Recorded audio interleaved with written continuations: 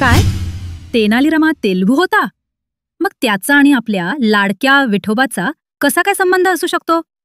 तुम्ही हम्पीला जाऊन आला असाल किंवा विजयनगर साम्राज्याबद्दल ऐकलं असेल. तर विजयनगरचा सम्राट कृष्णदेवरायाचा काळ हा तेलुगू साहित्याचा सुवर्णकाळ मानला जातो. याच कृष्णदेवरायाच्या दरबारात अष्टदिग्गज नावाचं कवी आणि विद्वानांचं एक मंडळ होतं. अष्टदिग्गज म्हणजे 8 दिशांचे हत्ती.